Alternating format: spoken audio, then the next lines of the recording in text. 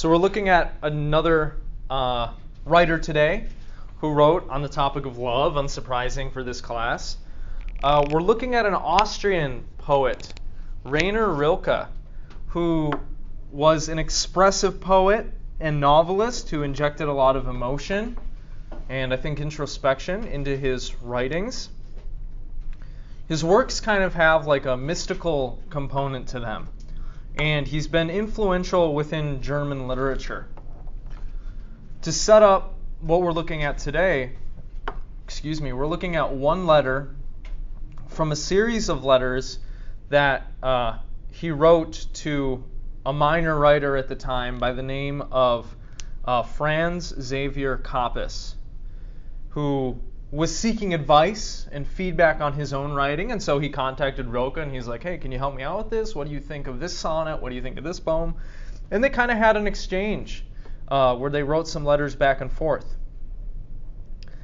Seemingly, in the letter that Franz Kappes wrote to Rilke, preceding the one that we're going to be looking at today, he asked him some questions about love and relationships.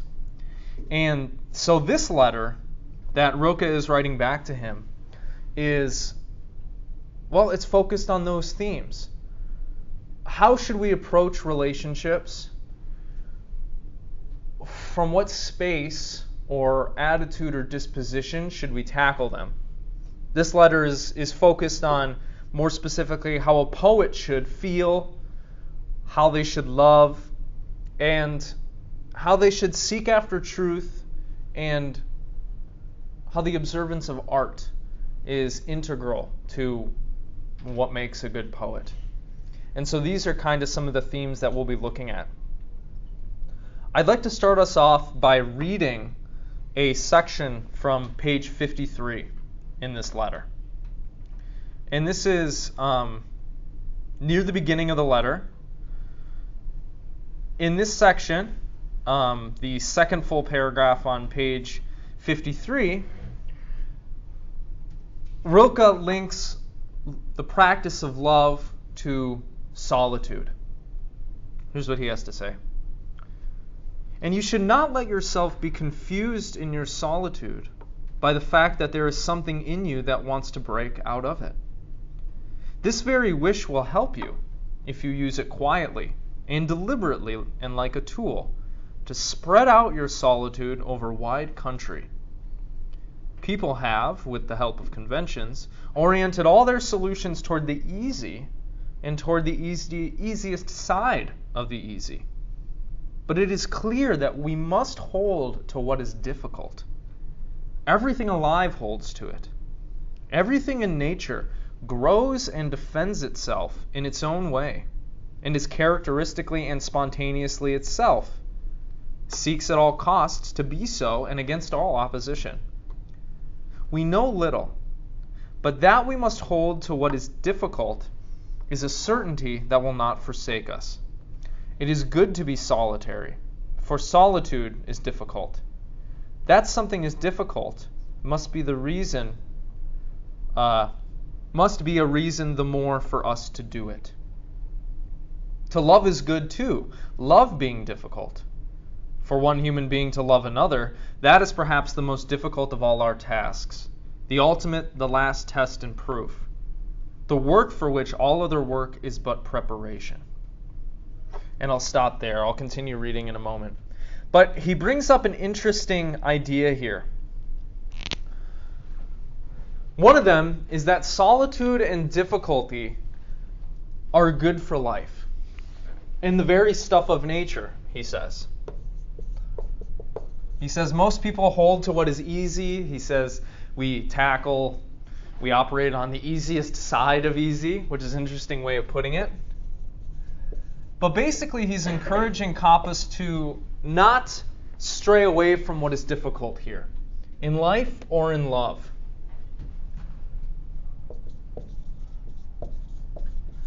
And furthermore, that this is actually how nature works.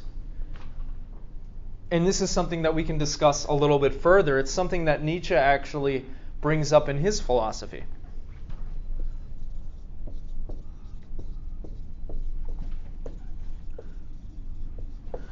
Friedrich Nietzsche has famously analyzed nature as being something that, life as being something that necessarily appropriates, that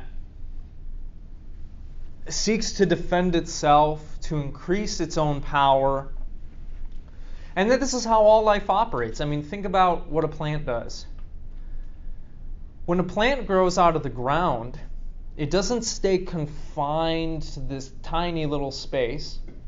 It stretches out its roots into the soil, drawing in the nutrients and the minerals from the soil into itself, right? You can imagine that what the plant is doing is it's reaching out into the environment and it's making itself stronger and more alive at the expense of what is surrounding it. The same thing with bugs. What do bugs do? Well, they feast on plant life, right? They take the plant's life, power, energy, and they make it its own. And they grow strong and reproduce and live by, taking the energy of another living thing. This is how animals and birds and, mammals behave as well. What does the lion do in the savannah? Well, it chases down and it eats gazelle, right? One time I had a chemistry teacher talk about this in an interesting way. And he said, what are we doing when we're eating? We're taking that thing's power for our own, and we're making it our own power, our own energy. And he had this kind of like manic look in his eye, and I'm like, all right, that's a little weird. But this is kind of how life operates, right? Although we've come up with a bunch of different conventions and rules and norms to regulate human behavior, the way that our lives inherently work, the way that life works, is that it appropriates things from the surrounding environment, making it its own, growing, exercising its power over other things. Rilke seems to be commenting on this thing that Nietzsche describes in his own philosophy. And what he links to that is solitude and difficulty.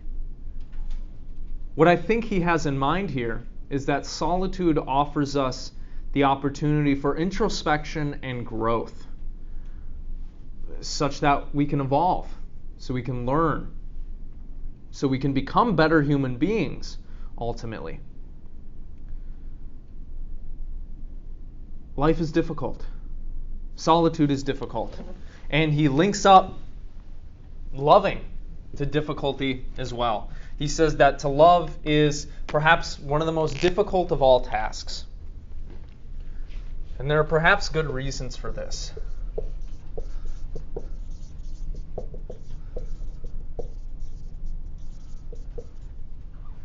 He says, for human beings to love one another, that is perhaps the most difficult of all of our tasks.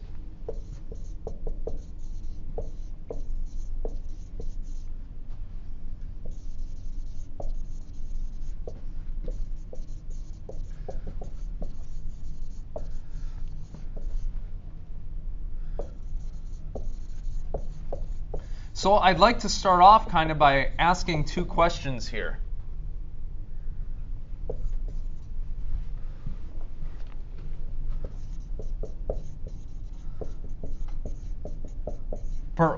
Maybe three. First of all, do you think that the way that Nietzsche and Rilke describe how life works, do you think that's true? Do you think that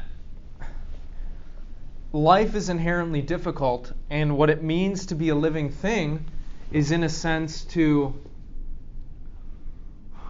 how might we put it, utilize the energies of the surrounding environment and other organisms to strengthen yourself? Is that how life works?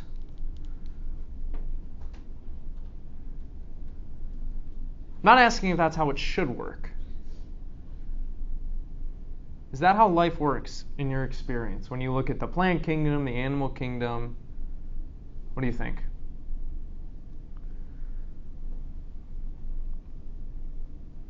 Yeah, I think you could say everything is kind of a cycle of energy. Okay. And so we're all participating in this cycle in which energy is transmitted through this system. Yeah, I mean, it's just kind of a food chain. Right. Everybody's kind of eating. Right, exactly. Yeah. I think physicists would agree with you as well, like theoretical physicists. Okay, say more about that. How space in general is just this big, flowing, shifting form of energy that's being, at a vast cosmic scale and even down to the micro scale. That there's this transfer of energy that's always occurring? Yeah. Okay. If that's true, let's ask this. Rilke says that this is the way that life works, and that this ain't easy, right? To grow, to increase your power is difficult. It involves necessary difficulty. Nobody, I think, would say that what the plant is doing by spreading its roots into the soil, or what the bug is doing by eating plants and staying away from other predators is easy, right? So there's this connection between life and difficulty, life being necessarily difficult. So can we say that to grow, to learn, to increase our power and mastery over our environment is difficult? Yeah. What do you think? Yeah? You think it's difficult? So if it's difficult, what does that imply about how we should live? He says that people want to do what's easy, they want to do what's comfortable, but life inherently involves running ourselves up against these difficulties. So should we try to live that way in our own lives? Should we not try to shy away from what is hard and what is difficult? One of the things that Nietzsche famously says in his philosophy is that suffering is basically the root of all of the great things that humanity has done.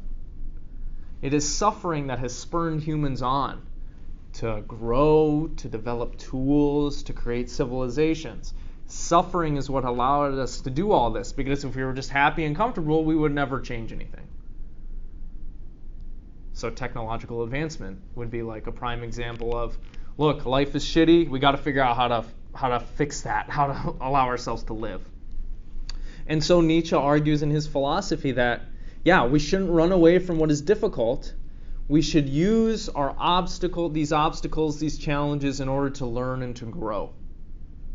And we should perhaps shy away from comfortability. What do you think about that? Yay or nay? It's definitely necessary. Necessary for what? Well, just to enjoy life. If you just sit at your house all day, I mean, there's no change. It's just all kind of static, the same emotion. I mean, I think suffering is what allows pleasure to exist in a sense. That is another famous idea that Nietzsche actually talks about. He says that joy and sorrow are twins. They grow or do not grow together. The idea being something like the extent to which you can experience true joy in your life is the extent to which you've experienced true suffering. Because you need something to contextualize, where you're at. And so he thinks that, yeah, if we bear the suffering of our lives, if we persevere, not only will that help us grow and learn, but it'll also allow us to experience new levels of joy and pleasure. So yeah, you're echoing a very famous sentiment in the history of philosophy. Yeah, I think it also just relates to working towards a goal. Like if you're putting Right. all that work in, and then you finally do get what you achieve. Like, it's an awesome feeling, but you could never have that if you just didn't achieve it, you know? Right, right.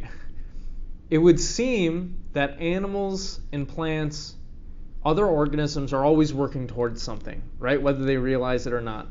The plant is working to grow, to become larger, to survive, to reproduce, and so are animals, right? Animals are looking to grow, to eat, to reproduce, the continuation of their own life.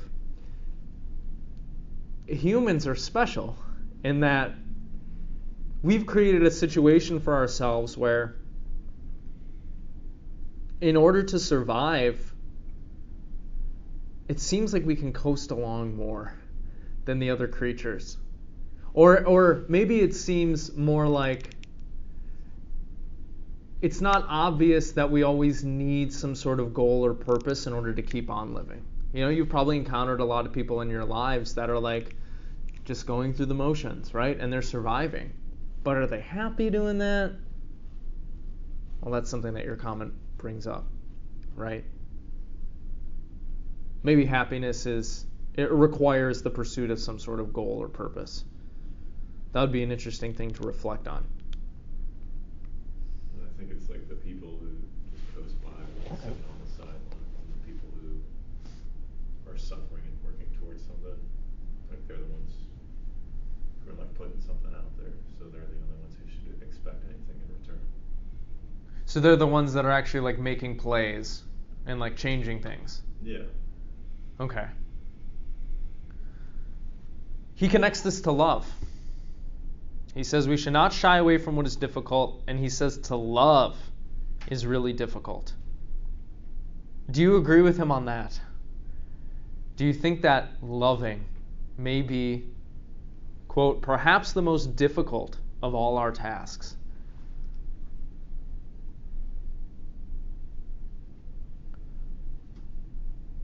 What do you think, Bella? Okay, so I don't think it's inherently hard, like difficult to love, but I think it's difficult to love in a healthy way for both people. Okay, yeah, so maybe we can understand what he's saying here is like to love properly is fucking tough. Yeah. Yeah? Do y'all agree with that? Is it hard to love people properly, healthily, virtuously? Or is it easy? Does it roll off the tongue? I'm struggling with this one. I feel like it's been overcomplicated, but I don't think it's easy. Okay, so yeah, both of those things can be true. Yeah, like I definitely think that everything in our lives has made it so overly complicated for people to like even be able to love healthily. What? Yeah. So okay. So what in our lives? What have humans done that has made perhaps this more difficult for ourselves than it needs to be? Caring way too much about what the other person thinks. Okay. So like, yeah, caring about. Yeah. I think more just like being like so insecure about yourself, like, oh, I have to look this way, I have to talk like this. You know, I have to post this on social. Like, shut the fuck up. Right. We project these societal expectations on people, right? That they then internalize and they reflect back on themselves, and that makes a lot of people insecure and unhappy. I mean, I think a pretty good example of what is making this task more difficult for us is like how much we use social media. Like, think of all the time we're wasting by watching, cute cat videos rather than talking to our partner, or learning why we have the trauma that we do, or whatever it is. We have a lot of opportunity in our contemporary lives to, due to all of this entertainment and this technology, to avoid doing that introspective work, right? Maybe that's making things more difficult. Well, I think it's also just like everybody's more isolated. They don't care about anyone else around them. Like if you just walk down the street, no one says hi to each other. You just walk right by. Yeah. Well, think about how you look at other people when you're walking down the street in downtown Pittsburgh. You're like, oh fuck, I don't know about that guy. You know, I don't trust that guy. Don't look at me. You know, like, stay away. Yeah, we don't really have a very rosy view of others, do we? Yeah. So it sounds like y'all are saying it is difficult to properly love. Yeah, but I don't think it's the hardest thing to do in the world. Okay. What would you say is harder? I mean, I was listening to David Blinn was on Joe Rogan's podcast. He said he was like in an ice flood for 3 days. That seems harder than loving. That seems pretty tough. Or like trying to beat the, holding your breath underwater record. Yeah. You know? Yeah, that seems pretty tough. Or what these crazy rock climbers do that free solo these giant mountains without any ropes. They're just fucking climbing up these rock faces. They could die in any second if they lose their grip, right? That's pretty tough. Yeah, or I mean, like, did you ever see the video of Sidney Crosby? He like stacked a pyramid of pucks and he shot each one like individually. No. I wouldn't be surprised though. Sidney Crosby is a great player. Okay, so maybe it's difficult. Maybe it's not the most difficult. That's an interesting idea.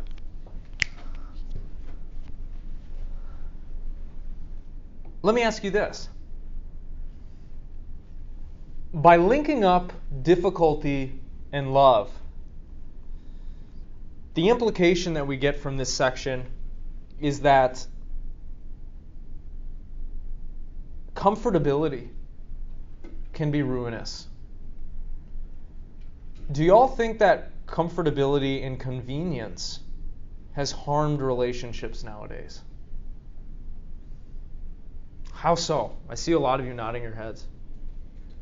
Gives you nothing to shoot for. Okay. I mean, like you're not trying to put anything on the line.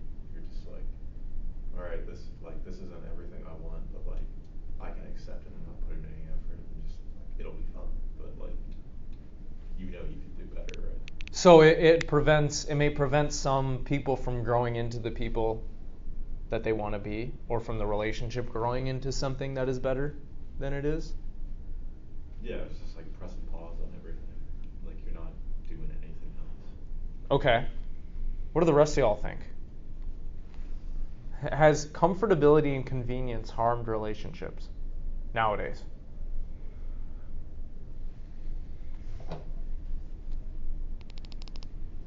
I agree with what he said, and I also think like the convenience thing, like a lot of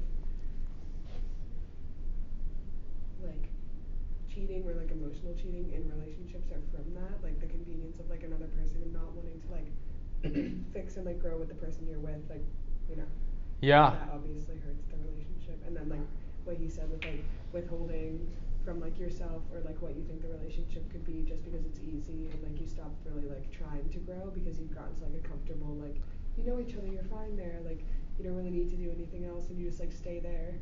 You're not really gaining anything at that point, you're just like sitting. Yeah. The convenience also gives people the opportunity to have like one foot out the door. Right. Mm-hmm. Yeah, we like, again, social media is a good example of this, right? Back in the day, let's say, a few centuries ago, or even a few decades ago, people would not have had the same opportunities to cultivate the attention of other people, right? But now we have social media, we have, Instagram, we have Facebook. It's so easy to cultivate attention. How about dating apps? In terms of like, if you already are feeling uncomfortable in a relationship, you can get onto one. Yeah. And find options within. The technology that we has gives us so many opportunities, right, to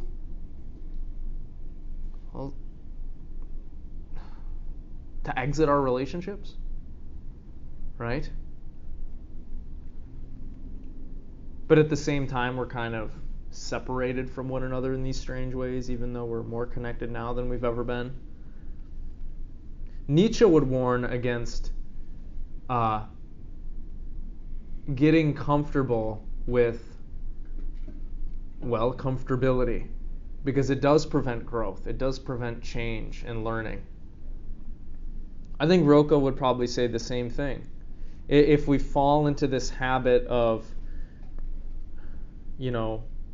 experiencing luxury and convenience and comfortability, it becomes hard to shake ourselves out of that, right? And actually change things. Make the relationship better, grow, step outside of your comfort zone, whatever it is. I think there was like a samurai that talked about like this concept of the enemy within. And Yeah. how like every day you have like a chance to either like be the strong version of yourself or like fall prey to the enemy within. Like just simple things like working out or like getting your work done, Yeah. There's always that opportunity to be like, no, I'm just gonna sit on the couch and do nothing. But I think that's probably what Nietzsche is talking about. Like you want to beat the enemy within every day. Yeah. Yeah. Okay, well let's see what you say about this then, because this is perhaps one of the most controversial things he says in this piece. To quote again from this section, "For one human being to love another, that is perhaps the most difficult of all our tasks. The ultimate, the last test and proof, the work for which all other work is but preparation." What is he saying? He seems to be saying love, in some sense, is the ultimate task of human life. What do y'all think about that?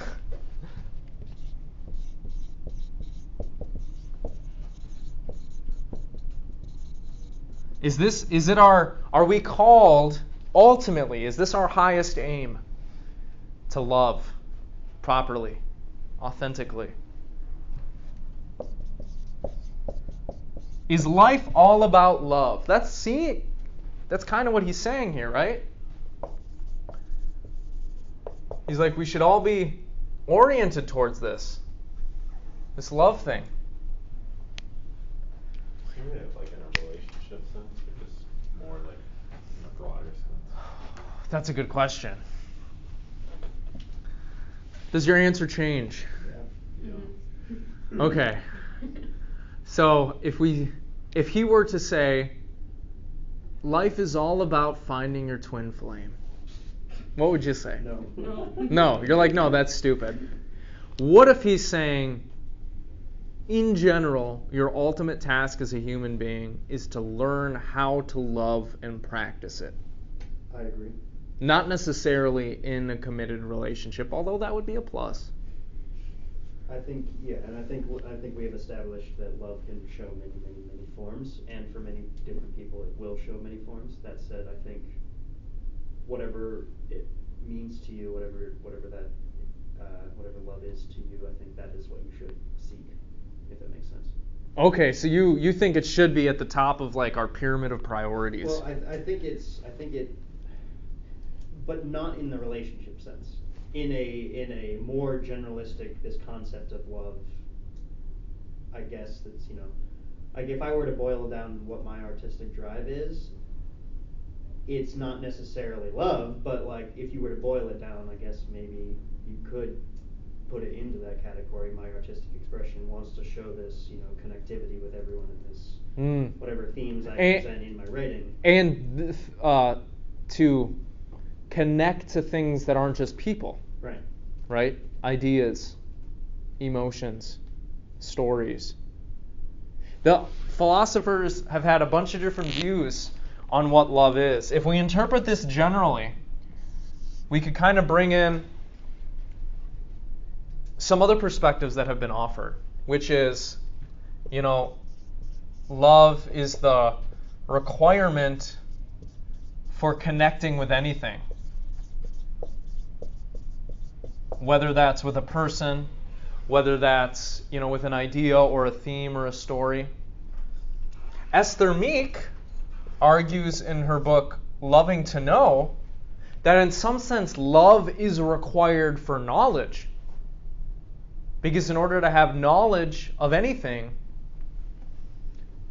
there needs to be a moving towards that. And that's what love is. It's like a moving towards or something like that.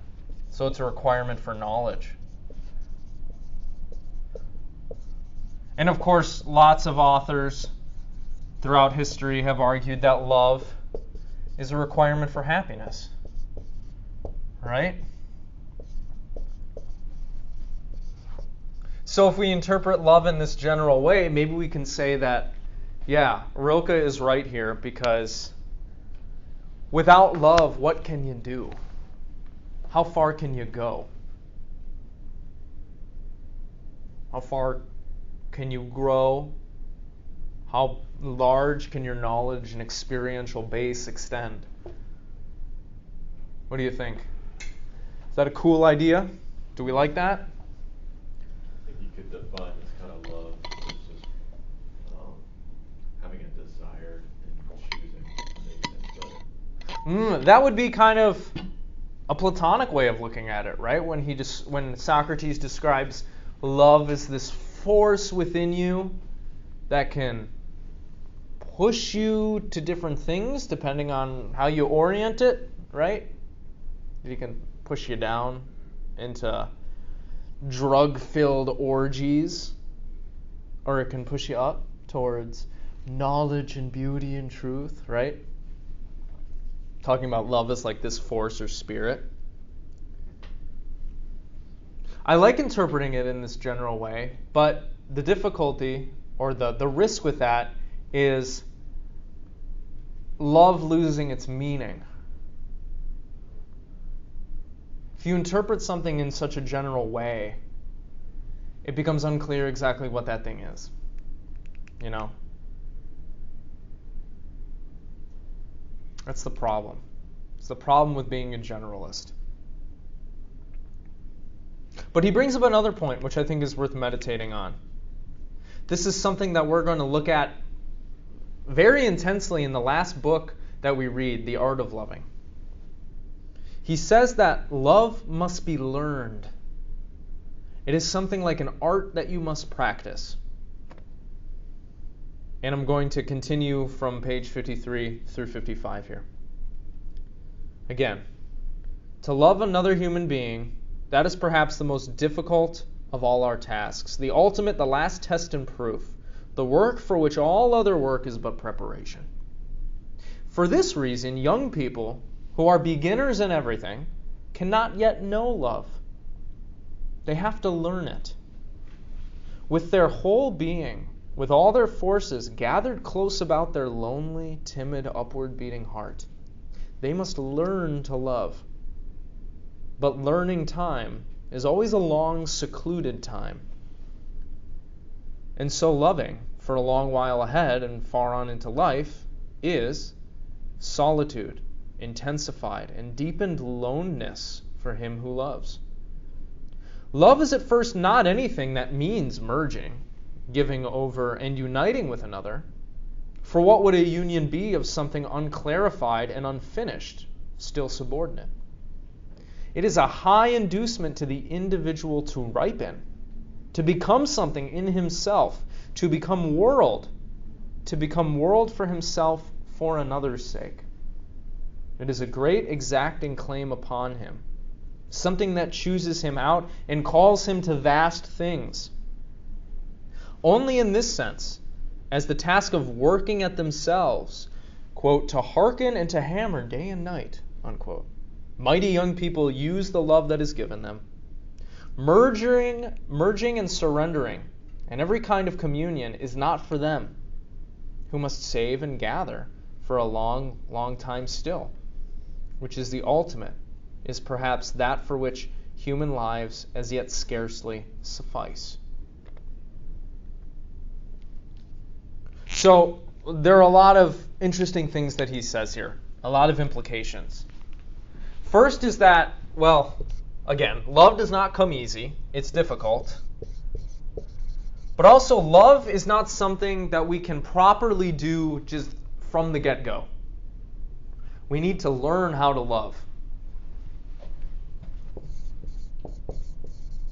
It is for this reason that he says, oops, spelled that wrong. It is for this reason that he says, beginners in love don't really know how to love or how to love properly.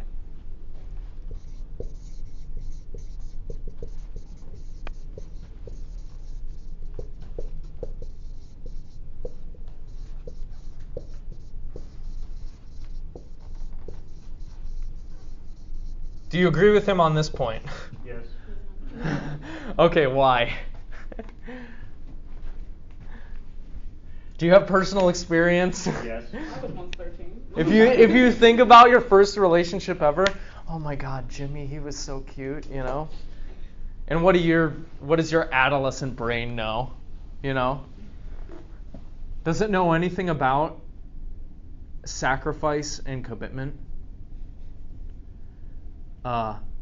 The giving of yourself over to another? Or is it just, you know, infatuation, hormone-driven horniness? Yeah? Yeah. Perhaps a lot of people are captured by this. Yeah, I think he makes some sense here, right? Again, to reiterate something that my aunt once said to my father after one of his relationships ended, I believe. She said, John, every relationship, one learns to love better. And so I think she was trying to tell him, you know, it wasn't a waste. You know, this was, maybe some bad things came from this, but it was an exercise in learning how to love better. Do you all agree? So I guess there's always more that can be learned. Learning to love takes time, right? And insofar as it is difficult, it is painstaking. He says that this learning time is, well, he likens it to loneness. The image here being evoked that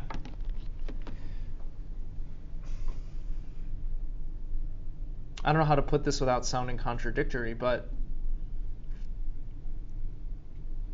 to learn and grow requires some amount of solitude and darkness. If something is constantly exposed to attention, to light, to bustle, to activity, can growth occur there? I don't know.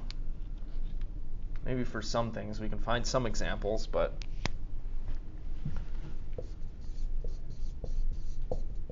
in any case, this isn't something that people can do overnight, right? That's the main point. Perhaps it takes a lot of relationships for one to figure out how to love, what it means to properly love, and to engage in that. What I think he urges beginners here to do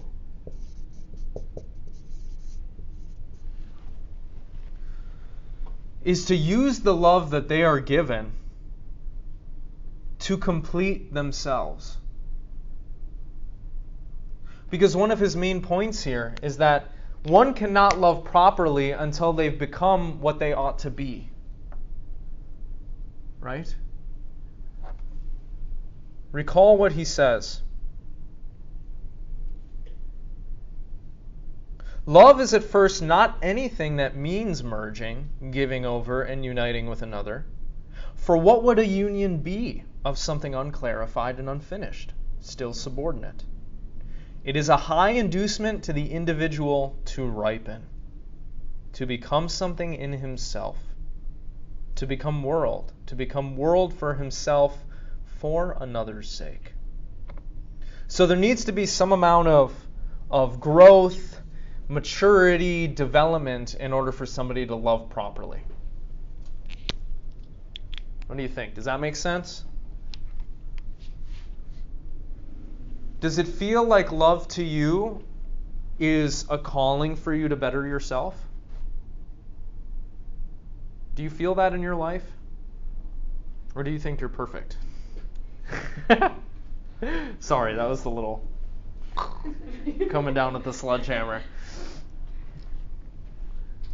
almost like a reward if you're loving yourself properly and doing the things you ought to be doing. It can be a reward, but I think it's also a challenge. Yeah. At the same time. It's just like now you have someone alongside you to, keep you motivated and also just enjoy them too. Yeah, no, yeah. There's no. I did the Midwestern thing. No, yeah. No. It can be fun, right? It can be enjoyable. You can get a lot of awesome stuff out of your relationships. Have fun. Certainly enjoy your time. But it also does provide the opportunity for self-betterment, right? For growth, for self-knowledge, for maturation. I think you'll ultimately be the happiest when you are kind of like facing those challenges. Because like going back to the complacency thing, like there's no joy in doing nothing all the time, Right. The people who tend to report that they live sedentary lives with a lot of consumption don't tend to ultimately be satisfied by their lives, do they?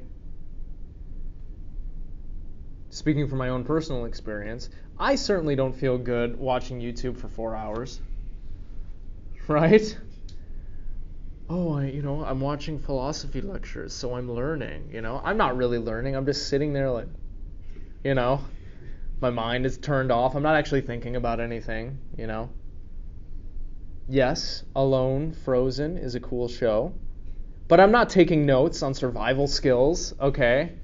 Like, what do you think happens to people who aren't working on bettering themselves?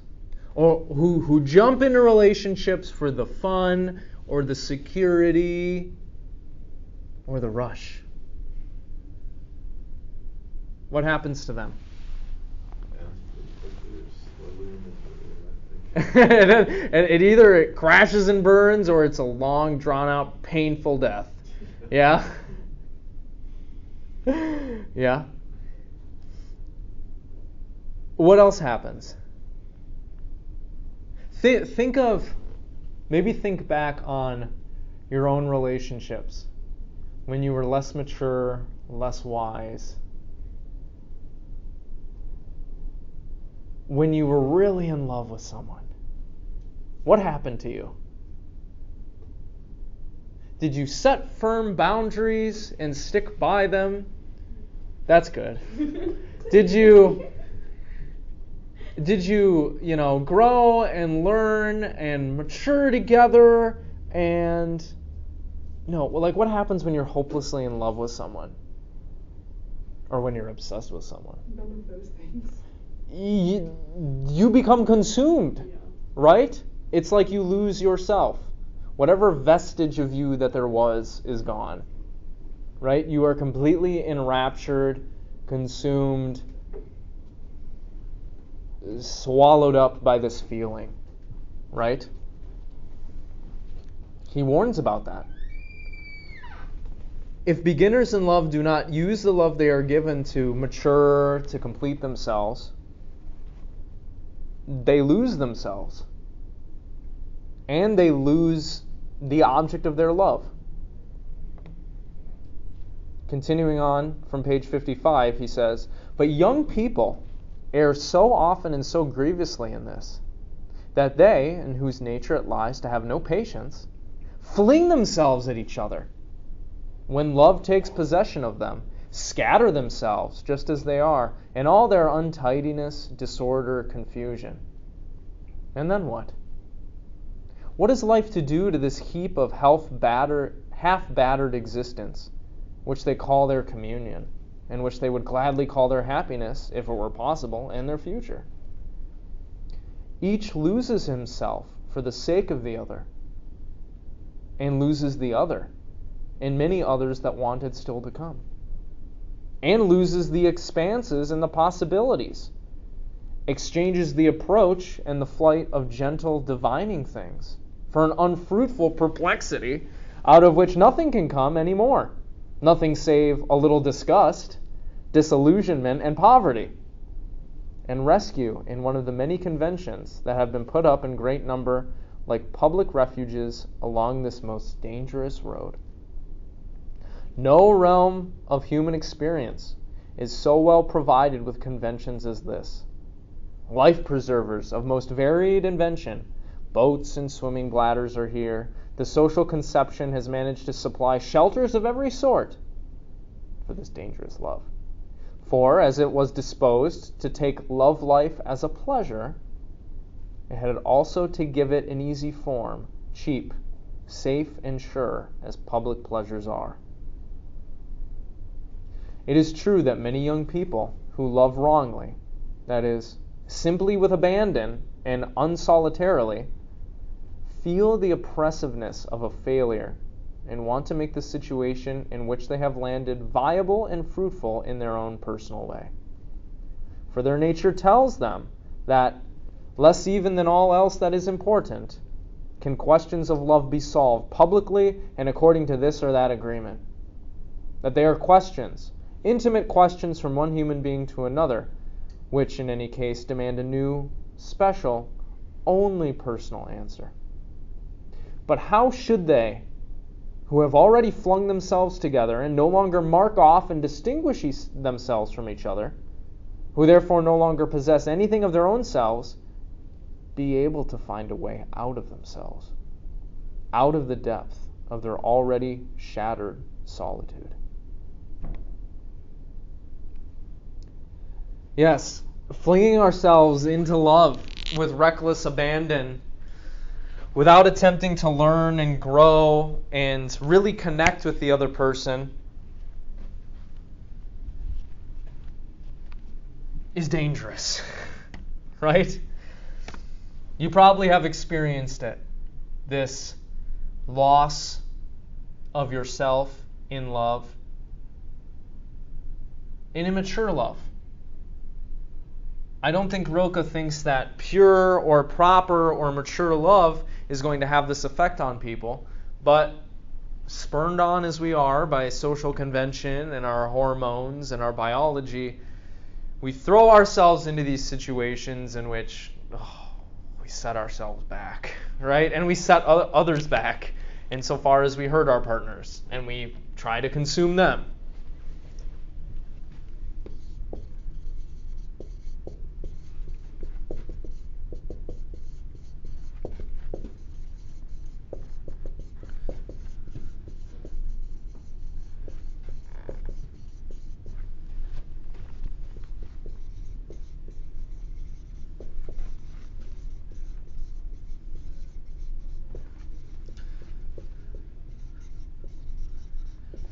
So it's a dangerous game to fling ourselves with reckless abandon into relationships when we don't have the proper knowledge or experience in how to love.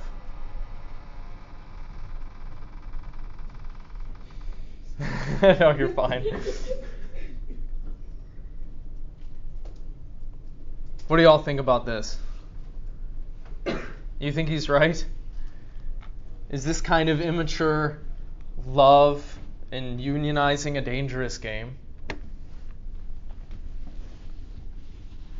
think for young people, like, it's good, but like, if you're trying to be serious and like get married is, yeah, it's terrible to like go in being like super immature and like not really like liking yourself and like just not being like who you're supposed to be, basically. Like not knowing who you are, not having a good understanding of your desires, your preferences, your values.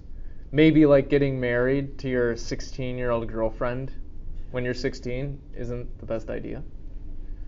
Well, What do you think? Yeah, it's like buying a car just because you thought the picture of it was cool and then it breaks down on you like 10,000 miles later, you know? Yeah. Although at the same time, you know, those young relationships are certainly very powerful and pleasurable, right? I mean, think of the time you were most in love.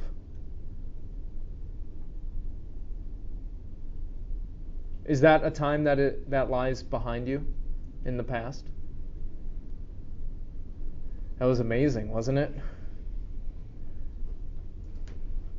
I think I've fallen in love with several people throughout my life. Well, several is a few people.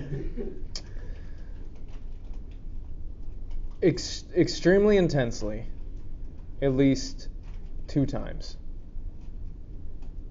And yeah, I can attest, based on my personal experience, that I was not ready for the kind of relationship that I envisioned. And that caused problems, right? It's a dangerous game, love. Especially when we are young and dumb and we don't know what we're doing. I think we're often looking for a substitute for doing the work on ourselves, and that's like why people get into those relationships so quickly. Like fill that void, but then when it catches up to them quickly. Yes. Yes, for those interested in psychology here, try to reflect on how much of human life seems to involve flight away from something. You laugh because you're like, fuck, like that's what everybody's always doing, you know? You're trying to run away from something. Oh, it's hard to face yourself, right? To learn and to grow, to develop a mature and knowledgeable love for others. Yeah. You just gotta accept that it's gonna suck for a few weeks. You know? Yeah. And, you know, it's very rare that people find their, person that they end up with right away. You know, a lot of us need a few trial runs. So maybe it's inevitable. I don't know if there's much we can do about that. But, yeah, it's interesting. I don't know, I think it's important to certainly remember those moments and be grateful for them. Yeah. It's all part of the experience. Right. Even though, well, perhaps this has to do with the difficult nature of love. Perhaps growing to love maturely and properly requires the taking stock of all of that, and learning from it and being grateful for it. I think in a weird way, kind of envious of the people who have to face these kind of challenges in life or have to go through many trials, because it's like they got to work on themselves when those who get to experience the most battles, I guess. Like, interesting, yeah. When you reach the final destination, it's kind of like just point down. It's that's an interesting feeling, but it makes sense given the kind of luxurious society that we live in. I mean, I know your lives don't feel luxurious, but holy crap, do we have a lot of stuff. Like a lot of stuff that our ancestors would have killed for. I got a supercomputer in my pocket. I have an awesome pillow on my bed. Oh, Heat every night. So great. Heat every night, electricity. Yeah. Just made this awesome Asian dish the other day. That was sick. What'd you make? It was like this broccoli and beef thing with white rice. It was great. Yeah, but this growing up in a society that has all these technological advancements and us getting used to that, it can prevent our own growth. Especially if we get sucked into this stuff.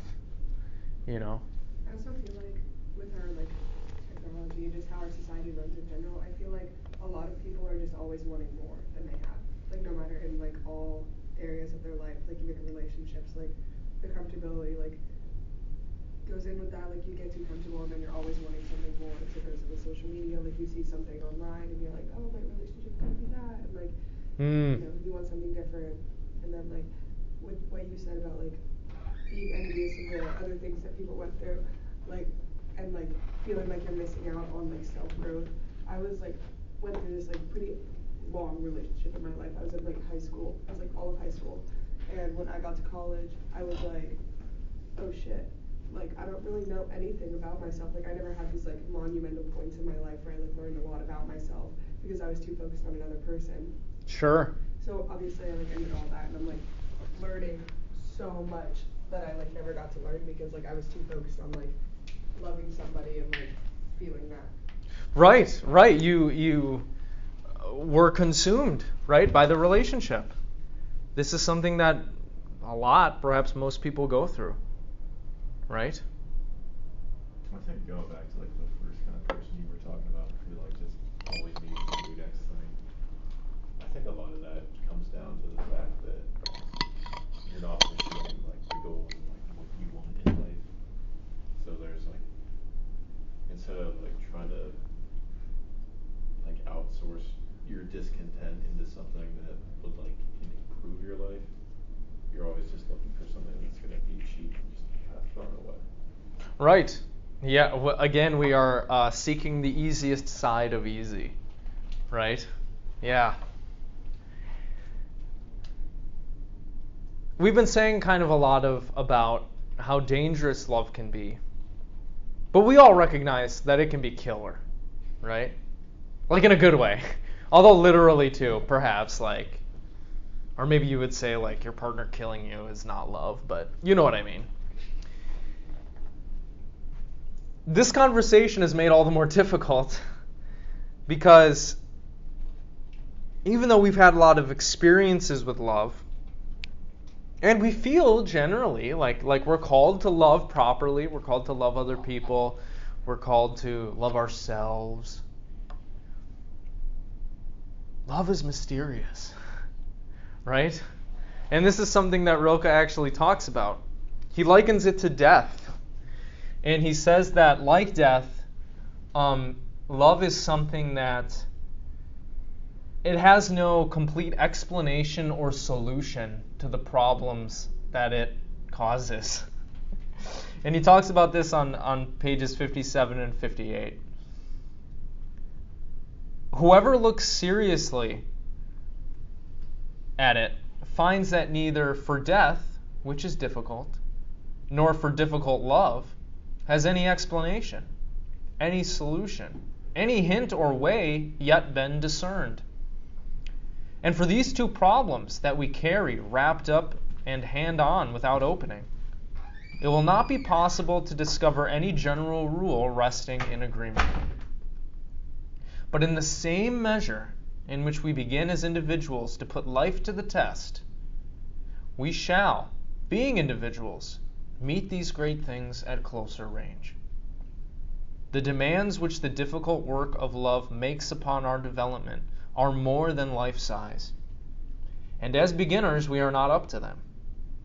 But if we nevertheless hold out and take this love upon us as burden and apprenticeship, instead of losing ourselves in all the light and frivolous play, behind which people have hidden from the most earnestness of their existence, then a little progress and an alleviation will perhaps be perceptible to those who come long after us. That would be much. And so, in the previous section, Rilke describes how adhering merely to social convention and social ideas about love is likely to be dangerous. It's likely to cause us to be inauthentic in our relationships, to just go through the motions, because we're just reflecting back in our personal relationships the social things that we've internalized and haven't really thought about them, really questioned them. But love gives us an opportunity, as we've been saying this whole time, to grow, but also to pass on knowledge that are going to help future lovers.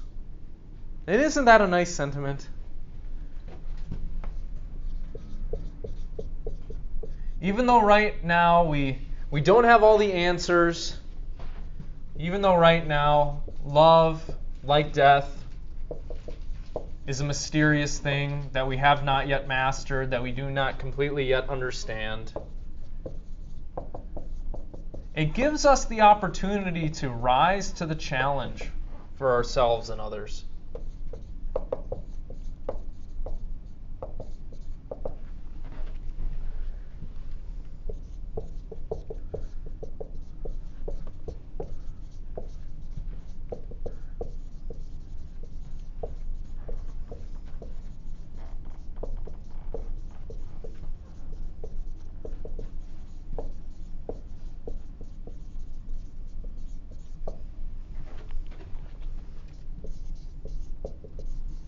I think what Rilke is trying to bring to light here is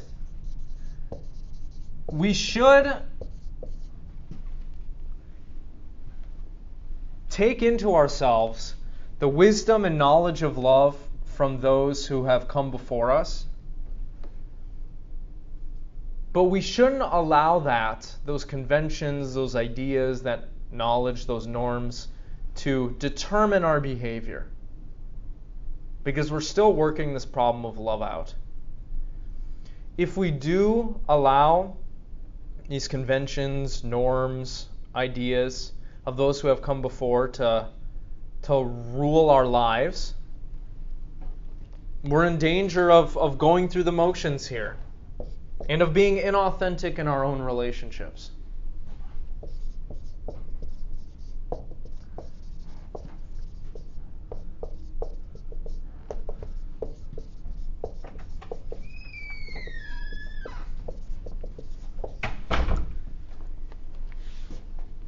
What is interesting about this letter is that from describing this general aspect of love and how we ought to pursue it, Rilke actually goes on to provide something like a social and political commentary on women's suffrage and the experiences of women. This is very similar to the lecture I asked you all to listen to on origami. In those two chapters I asked you to read, origami's main thesis was that the way that men and women and humans in general relate to one another is problematic.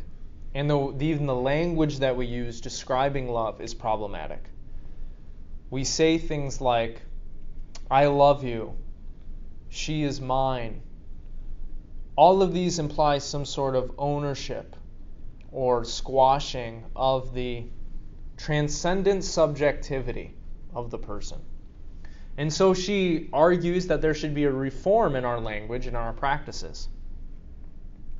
Well, one of the things that Rilke discusses here is he also provides a social political commentary. Continuing on, he says, we are only now just beginning to look upon the relation of one individual person to a second individual objectively and without prejudice. And our attempts to live such associations have no model before them. And yet in the changes brought about by time, there is already a good deal that would help our timorous novitiate.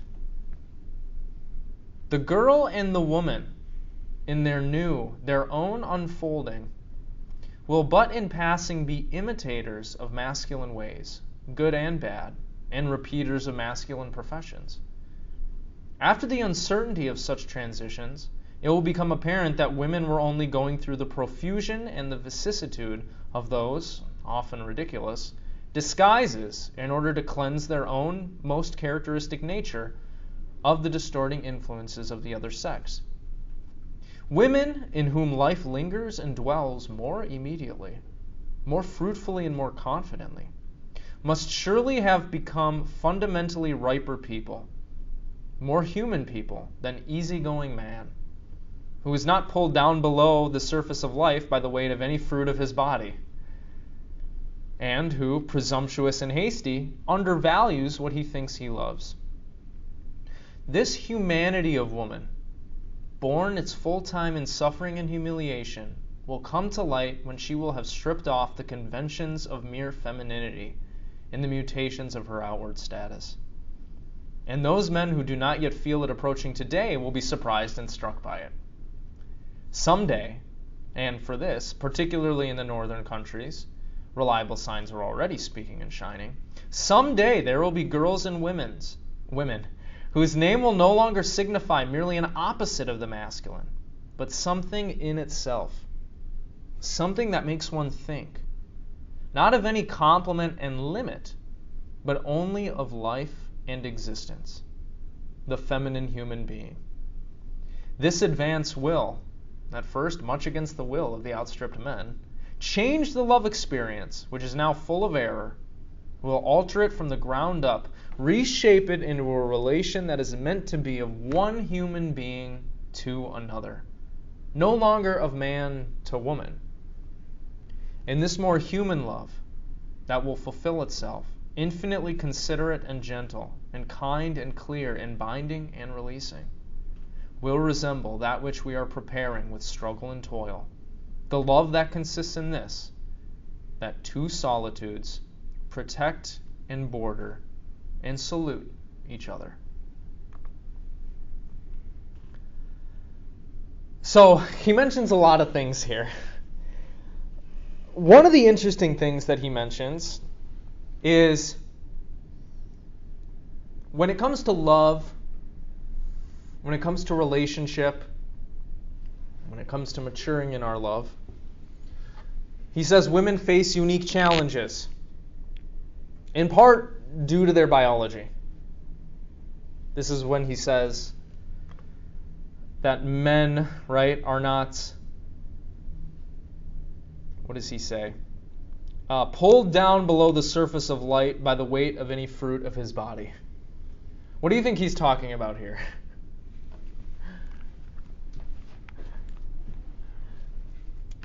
Well, what do females, let's say, have to go through that males don't?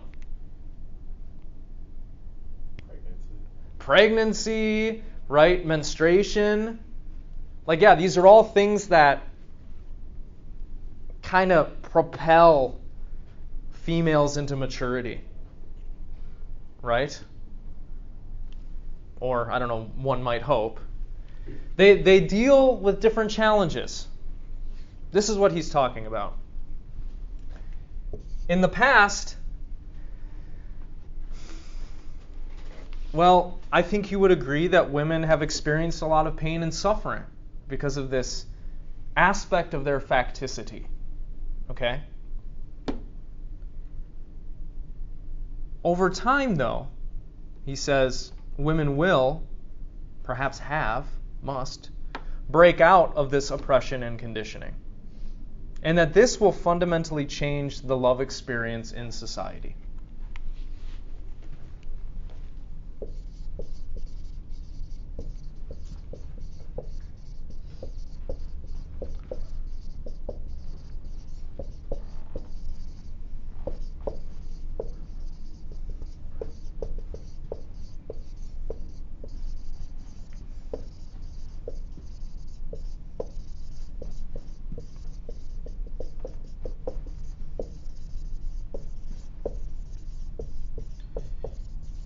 We get the sense in this last part of the letter that he's looking forward to a time where women break out of the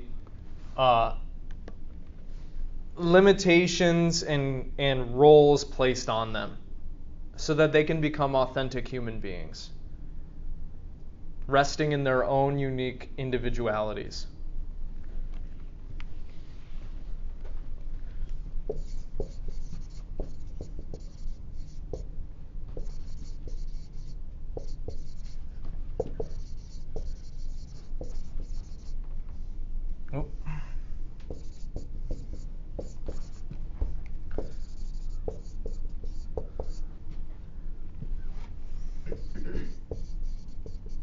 So there are a lot of presuppositions in these two ideas. We'll break them down in a second.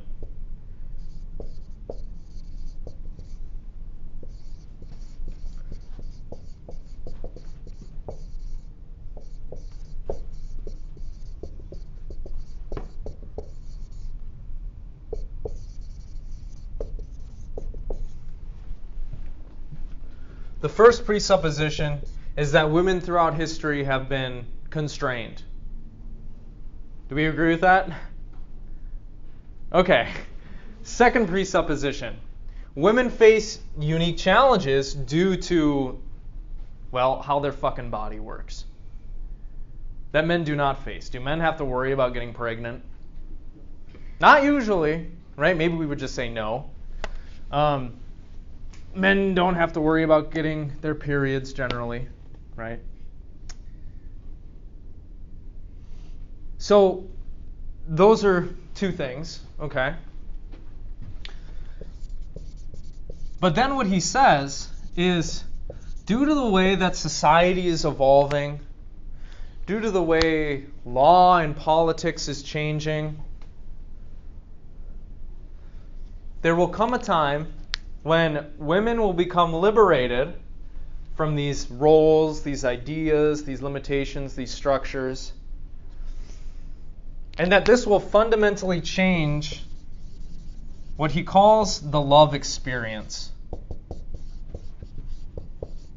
Or what we can say is like how love is understood and how relationships go.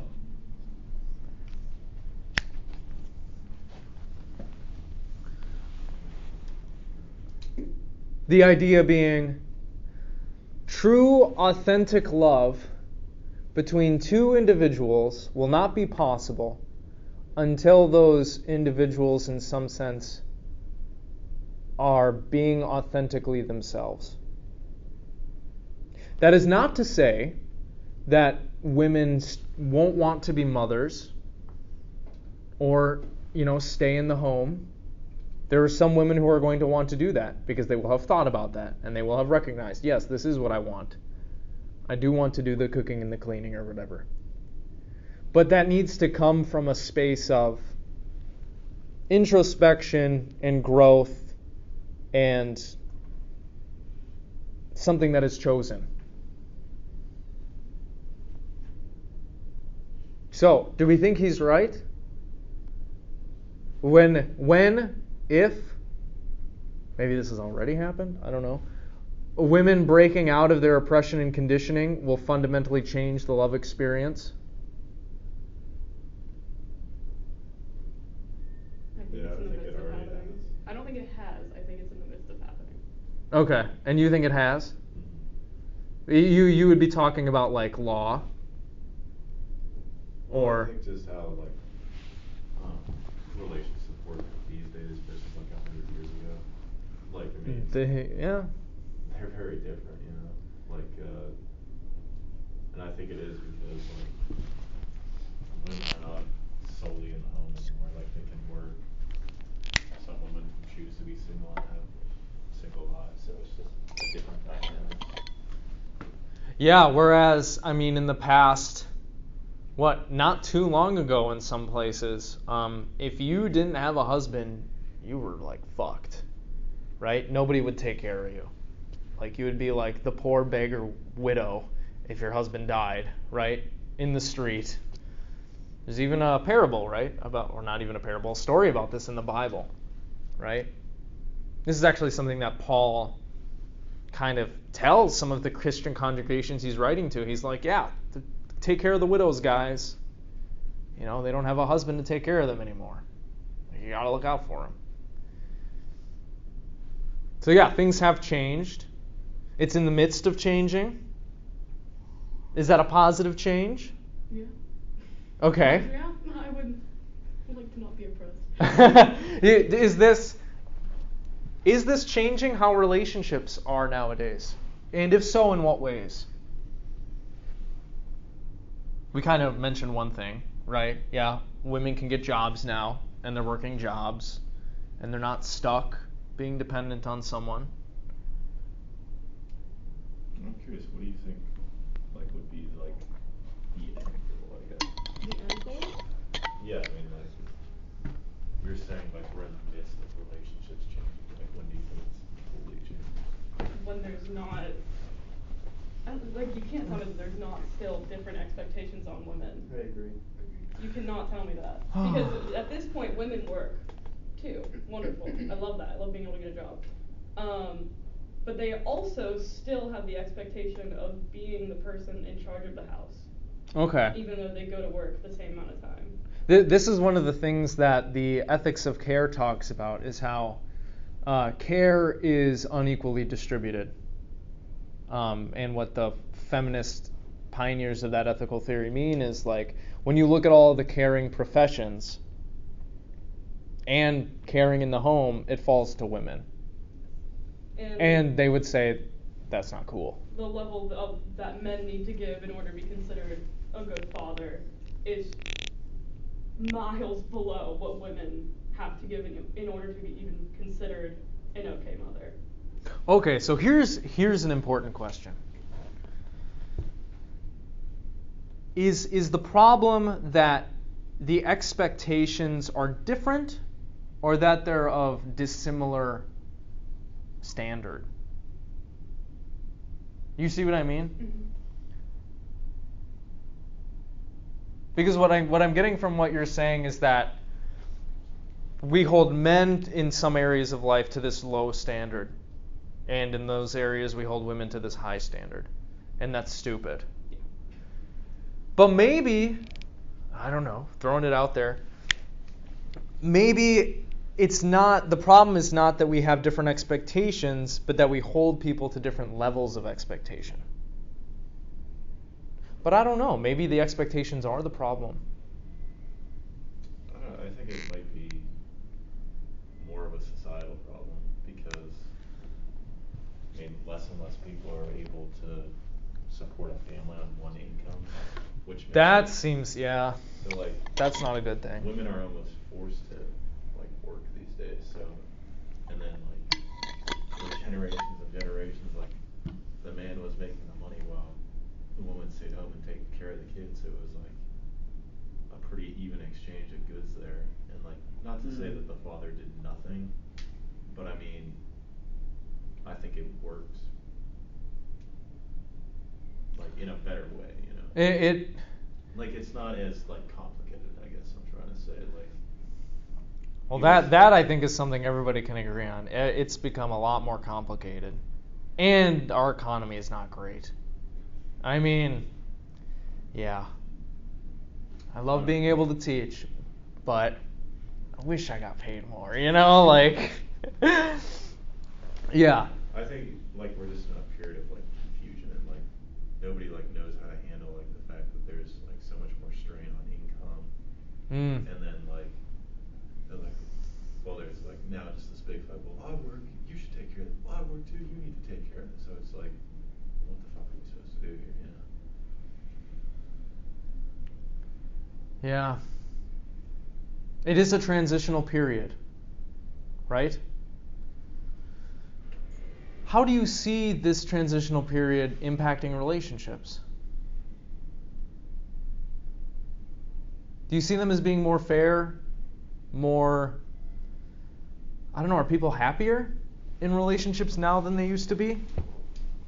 Yeah, I don't know. I mean, there are always I don't think people- I can say that. I don't know. Yeah. But I you know, like, there's the idea that before a lot of people got married because they had to, and not because that made them happy. Right. But Yeah. nowadays, a lot of relationships are based around, because there is not so much pressure to get married so soon. There's a lot of relationships that where people are getting married nowadays are based on love.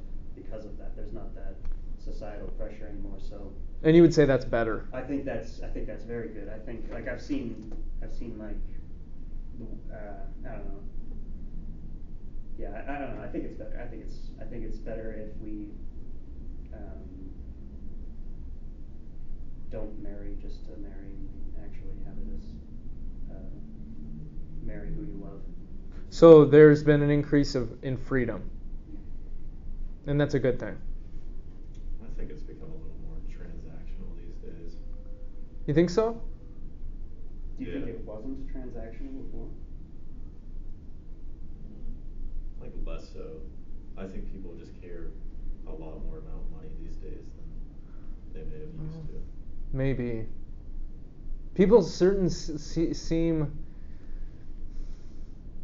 from, I mean, I wasn't alive decades ago, so I don't know, like, 5 decades ago I wasn't around, so I don't know exactly what people's relationship was with material possessions. But people do seem pretty materialistic nowadays. consumptive. Yeah, this liberation of women, if we want to call it that, is certainly having effects on modern dating and relationships, right? Some people are going to say it's having positive impacts. Some people are going to say, look, there are a bunch of negative impacts associated with this too. Like one of the interesting things that you mentioned, which is an unfortunate consequence of the liberation of women, is a bunch of women entering the workforce has driven wages down. So what do we, what's worse? Women being trapped or, low wages?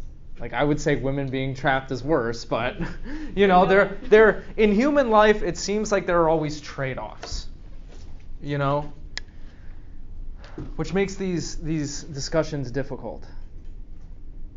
I don't know. I think like I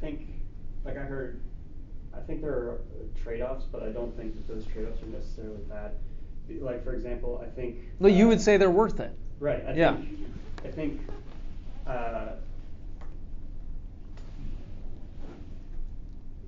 the change to make it so that people of color could serve in the military did a lot of disruption, but it was only good disruption.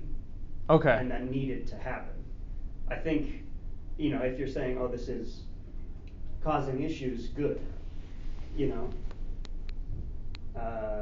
Those issues need to be fixed. Yes, of course, sure, but I think that's something we just got to work with. We got to work around, like just as we worked around it with all these other things that we've fixed and had to work around. Sure. I don't think it's a trade-off, it's just revealing what the next problem is. Right. Like, it's not like it's okay. like, oh shoot, women work now. New problems, like, I'll go back to not working. Yeah. And then we don't fix that problem. No, that still fucking exists. You just oppress women again. Yeah. Yeah. No, I'm not advocating for a return. It's interesting, given the technological and social advancements since his time, because there's a lot of discussion nowadays about whether or not, the sexual revolution and the pill has been good for society. I think most people would say that it has been good. It's interesting to think about. With that, I think you just see an increase in a lot of people losing their morals and kind of just accepting less from society. It's hard to say what that is a function of. It might be a function of the fact that we're all just, I don't know, used to comfortability or something. To bring it back full circle, right? Anyway, thank you for coming. I appreciate y'all being here. I think Rilke is right on this point. I would say that the move to more authentic forms of love and relationship is a great thing. Forcing people to be in a relationship doesn't sound good to me. I don't know about you. It doesn't sound authentic. Yeah, exactly. Okay, I'll see y'all later.